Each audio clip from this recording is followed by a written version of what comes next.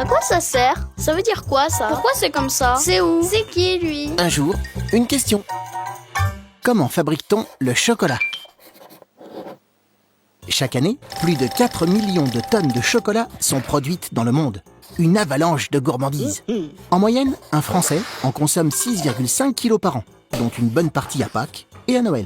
Mais au fait, les tablettes de chocolat, ça pousse dans les arbres? Pas tout à fait, mais tout commence avec un arbre originaire d'Amérique centrale, le cacaoyer. Son fruit s'appelle la cabosse. À l'intérieur de la cabosse, il y a des graines fraîches de cacao que l'on récolte et que l'on rassemble dans de grandes caisses. C'est la fermentation, durant laquelle la graine change. Sa pulpe est éliminée et elle se transforme en fèves de cacao. Puis les fèves sont rôties à plus de 100 degrés.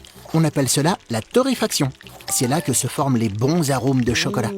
Au terme d'une série de concassages et de broyages, on obtient une pâte de cacao amer. Cette pâte connaît deux usages différents. Dans un premier cas, la pâte est pressée. Par cette opération, on sépare le beurre de cacao du cacao en poudre. Mais dans le cas où on veut faire du chocolat noir, on garde la pâte de cacao et on y ajoute du sucre. Avec de la poudre de lait en plus, ça devient du chocolat au lait. Le chocolat blanc, par contre, ne contient pas de cacao, juste du beurre de cacao, du sucre et du lait. C'est le sucre ajouté au cacao qui crée des déséquilibres alimentaires. Il y a moins de sucre dans les chocolats au pourcentage de cacao élevé. Bénéfique pour le cœur, la tension et le moral, le pur chocolat noir est plein de vertus. Et quand c'est bon pour la santé, c'est encore meilleur. Tu te poses des questions? Nous, on y répond.